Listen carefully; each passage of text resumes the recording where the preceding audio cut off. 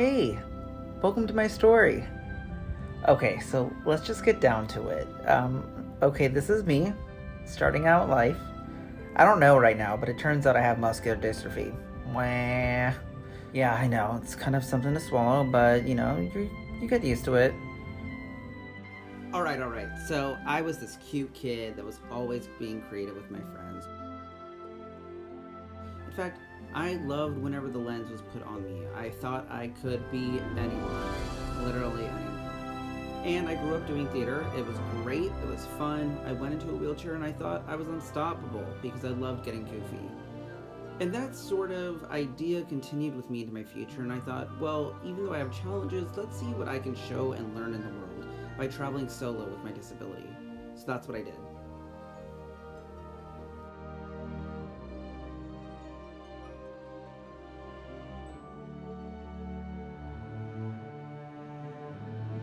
I'm traveling through different countries and exploring accessibility around the world, and so I'm just trying to see like what countries are doing for disabled minorities and trying to see, can we learn something from different places. But when you're out in the world, you realize you need to ask for help. You need to realize that people have never been exposed to somebody like you.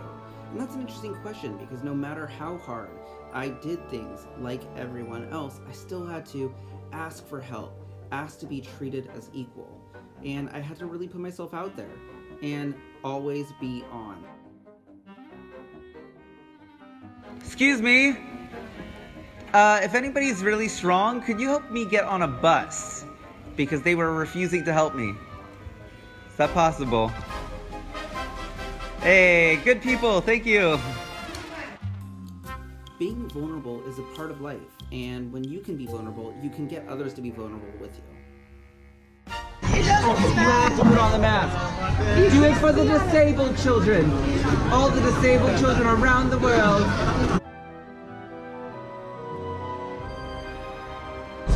Maybe I'm just more aware of it now because I've hung out with you this weekend. Yeah. I'm more aware of disabled access. Yeah. But always being on can get exhausting. Because no matter how many amazing people I get, they're only getting a moment with me.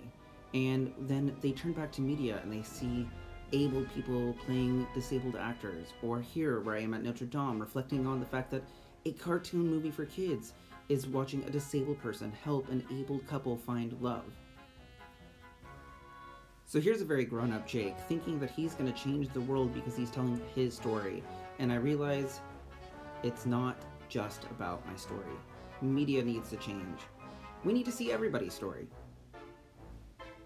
What do we want? Access! When do we want it? Now! What do we want? Access! When do we want it? Now! Suddenly, the camera now turns off me and I decide to start putting it on others, showing other people that share that same zest for life and adventure to experience new things. And here we are today. What am I doing now? I'm unemployed. Yep, like many of us in pandemic, I am trying to stay home and stay healthy. But that still has been the problem of I'm applying to jobs constantly that are in inclusive media, and a lot of these roles are being given to people who don't share diversities that I do, and yet they're telling stories about people with diverse experiences. As the job market opens up, I want to say one thing, and that's to create a more inclusive media world, we have to start bringing people with diversity to the round table. That is not just about a quick thank you conversation, that's about employment. That is about making sure that diverse people are telling diverse stories. Life can be a monster, that's alright with me. With all your inner demons itching to break free. If you lived 100 years, you'd be singing the same old tune. That life can be a monster, but there's still something wrong with you.